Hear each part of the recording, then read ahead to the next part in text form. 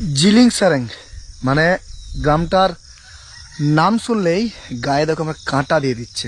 ওই যে দেখতে পাচ্ছ কত দূরে একটা ঝিল আছে, আর এখান থেকে ওই রাস্তা হয়ে গ্রামটা যেতে হবে, আর এইটুকু যাওয়ার জন্য আমাকে 15 কিলোমিটার অতিক্রম করতে হবে।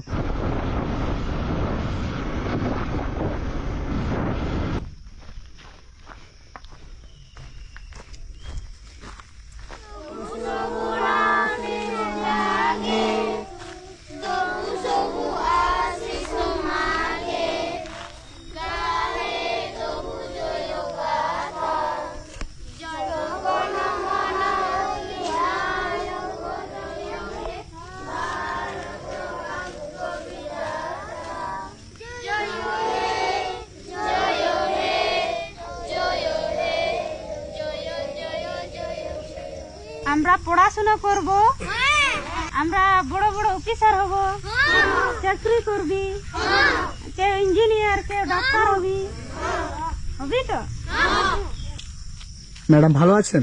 হ্যাঁ ভালো আছি। একটা প্রণাম করবো আপনাকে।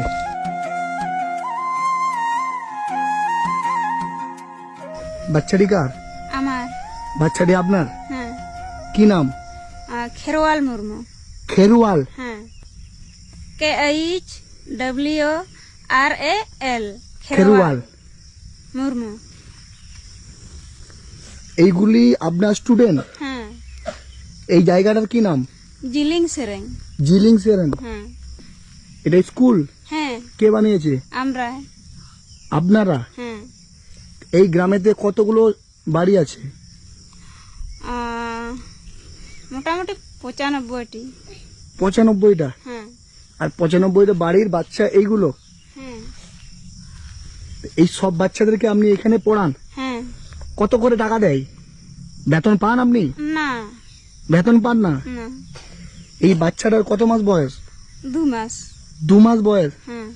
এই জায়গাটা মানে আমাদের নর্মালি ভূমিপৃষ্ঠ থেকে 1000 ফুট উপরে, এবং এখানে আমি যে এলাম পুরুলিয়া অযোধ্যা পাহাড়, এই যে টপ হিল, সেখান থেকে আমাকে 25 কিলোমিটার আসতে হলো।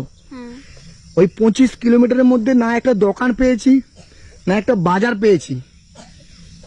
তো এইখানেও থেকে আপনি এতগুলো বাচ্চার দায়িত্ব নিয়েছেন। হ্যাঁ।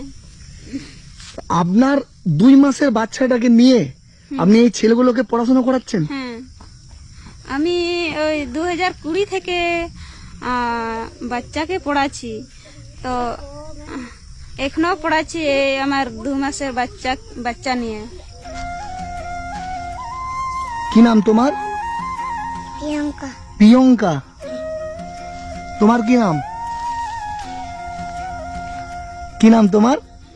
কি নাম তোমার? এখনো অবধি আমাদের ভারতবর্ষে এই রকম মানুষ আছে যে 2 মাসের একটা বাচ্চাকে কোলে নিয়ে 100টা বাচ্চার দায়িত্ব নিয়েছে। এতগুলো বাচ্চার দায়িত্ব নিয়েছেন? হ্যাঁ। আপনার আর বাচ্চা আছে? আরেকটা বাচ্চা আছে। কোথায় ও? ও এই তো। এইটা? এটা আপনার বাচ্চা?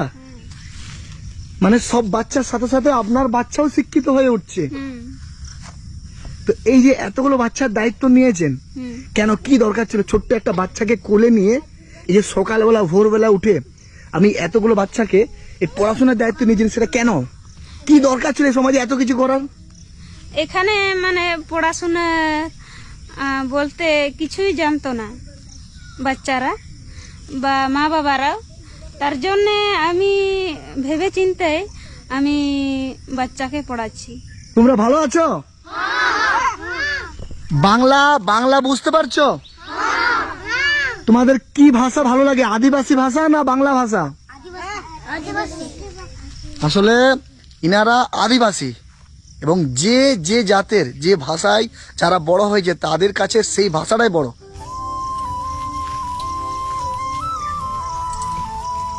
এই মানুষটা একটা টাকাও এই বাচ্চাদের কাছে নেয় না, তারপরেও পুরো গ্রামের বাচ্চাদের জন্য কতটা আত্মত্যাগ করেছে আপনারা ভাবেন।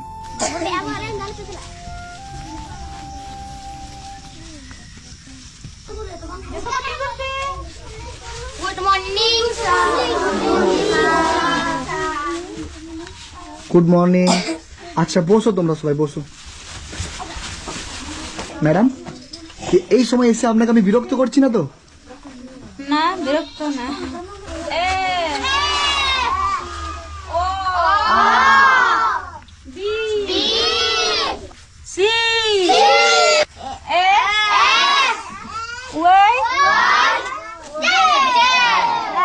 আপনারা ভাবেন যে আজকে প্রকৃত শিক্ষকের দর্শন পেয়ে গেলাম। এটাতে সামান্য কিছু আছে আমার তরফ থেকে, এটা রাখবেন। আমাদের ভারতবর্ষের প্রত্যেকটা মহিলাকে আপনি দেখিয়ে দিলেন যে সকালবেলা উঠে শুধু রিল বানানো আমাদের কাজ নয়, সকালবেলা উঠে রাস্তায় নাচা আমাদের কাজ নয়। একটা মানুষ চাইলে অনেক কিছু পারে, একটা মহিলা চাইলে অনেক কিছু পারে। ম্যাডাম, আপনার বাড়িও তো কাছাকাছি, হ্যাঁ, তো আপনার বাড়িতে কে কে থাকে? আমার স্বামী, আমার দুটো বাচ্চা আর আমার শ্বশুর আছে। তো আপনার স্বামী, আপনার শ্বশুর, এনার আছে, শাশুড়ি নেই? না, তাহলে বাড়ির কাজগুলো কে করে? আমি করি। আপনি করেন? হ্যাঁ, আপনার হাজবেন্ড কি করে? আপনার বর? উনি চাষবাস করে। একটু আপনার হাজবেন্ডের কাছে আমরা যাবো, দিয়ে আবার এখানে আপনার কাছে আসবো। কেউ নিয়ে যেতে পারবে? হ্যাঁ, হ্যাঁ, সঞ্জিত কাকু ঠাই দিন। সঞ্জিত কে আছে? তুমি একটু নিয়ে যাবে? চল।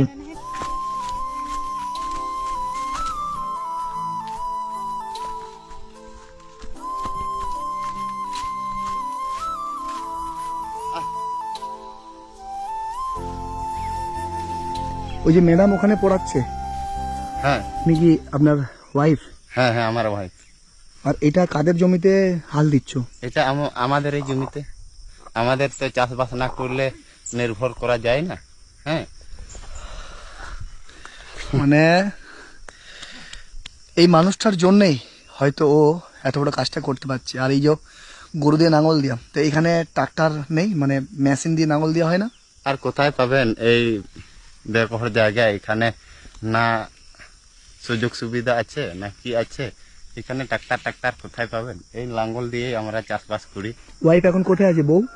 ও স্কুলে আছে এখন, আর আমি এই বাড়িতে কাজ সেরে এই লাঙ্গল চালাচ্ছি। তো ওইখান থেকে ক টাকা পাই? বেতন পাই তো? ওইখান থেকে বেতন পায় না, বিনা পয়সাতে? বিনা পয়সাতেই করে। কিছু বলেননি আপনি? আমি বলেছিলাম ওই 2020-তে যখন স্টার্ট করলো, তো সেই সময় আমি বলেছিলাম পড়াশোনা ছেলেদেরকে পড়াশোনা করে লাভ কি হবে। তখন উনি আর মানলো না। আর আমিও কলেজ পর্যন্ত পড়েছি, তার জন্য পড়াশোনার দিক কিছু বুঝি। আরেকবার জড়িয়ে ধরবো। মানে আমরা ঈশ্বরের দর্শন করার জন্য আমরা বিভিন্ন জায়গায় যাই, কিন্তু আমাদের বাড়ির পাশেই, আমাদের কাছাকাছি দিয়ে অনেক ঈশ্বর লুকিয়ে আছে। ম্যাডাম, ওই যে ড্রেসগুলো, একই কালারের যে ড্রেসগুলো পরে আছে, দেখি বাবা একটু।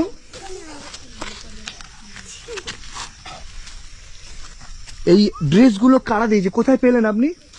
এগুলো ওই কলকাতার লোকেরা দিয়েছে। মানে এখানে কি ঘুরতে এসেছিল? হ্যাঁ, ঘুরে দেখার পরে দিয়েছে? হ্যাঁ। আপনারাও যদি এই দিদিমণির পাশে আপনারা একটু দাঁড়ান, তাহলে ইনার সাথে সরাসরি আপনারা যোগাযোগ করতে পারেন। আপনার সাথে সরাসরি যোগাযোগ করতে পারলে ফোন নাম্বার আছে? হ্যাঁ, বলতে পারবেন? হ্যাঁ। বলেন। 93 82 93 82 39 39 67 67 হ্যাঁ 22। 22। আমরা বেশিরভাগ সময় কি দেখি, যে কোনো একটা মহিলা রাস্তায় যে ডান্স করছে, তার দেখবেন লক্ষ লক্ষ ফলোয়ার্স। কেউ হয়তো দেখবেন শরীর দেখাচ্ছে, তার দেখবেন lakh lakh million million followers. কিন্তু ইনার ফেসবুক নেই, ইনি সোশ্যাল মিডিয়ায় থাকে না। ইনি সমাজের জন্য কিছু করতে চায়, গ্রামের মানুষের জন্য কিছু করতে চায়, এবং সেটা কি শিক্ষার মাধ্যমে। উনি জানে যে শিক্ষা ছাড়া আমাদের দেশকে কখনো এগোনো যাবে না।